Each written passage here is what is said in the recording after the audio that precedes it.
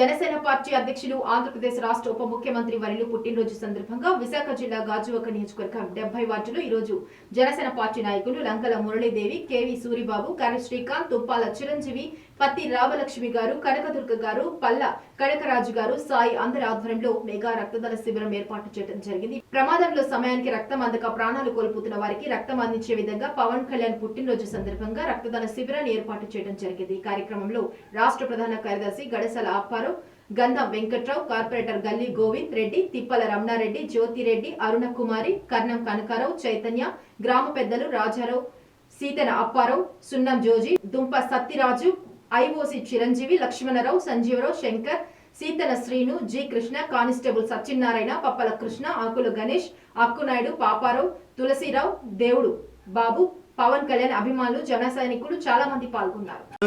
అంటే జనసేన కానీ పవన్ కళ్యాణ్ అభిమానులు అందరూ కూడా ఒక పండగ.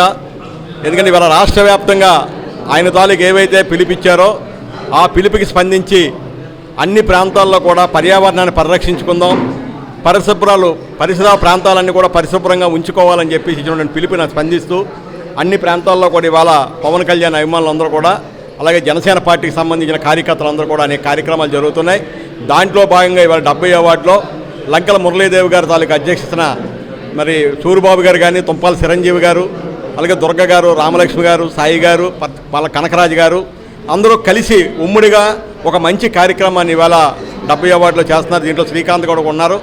సరే, ఏదైతే మనకి ఇవాళ రక్తదానం ఉందో అన్ని దానాల్లో కన్నా గొప్పది రక్తదానం అని చెప్తారు. ఎందుకంటే ఎంతోమంది ప్రాణాలు రక్షించడంలో చాలా ప్రముఖమైన పాత్ర పోషించేటువంటి బ్లడ్ని ఇవాళ ఈ 70వ వార్డులో అనేక మంది యువకులందరూ కూడా ముందుకొచ్చి ఈ కార్యక్రమంలో భాగస్వాములు అవుతున్నందుకు జనసేన పార్టీ తరఫున మేము ప్రత్యేకంగా వారందరూ కూడా ధన్యవాదాలు తెలియజేస్తూ పవన్ కళ్యాణ్ గారికి దీర్ఘాయుష్టు కలగాలని, ప్రజల తాలూకు అందరి తాలూకు ఆశీస్సులు ఆయనకు ఉండి ఇవాళ ఏదైతే ఒక మంచి కార్యక్రమాలు చేపడుతూ రాష్ట్రంలోనే ఓ ప్రజాపరిత పాలన ఇవాళ అందిస్తున్నారు.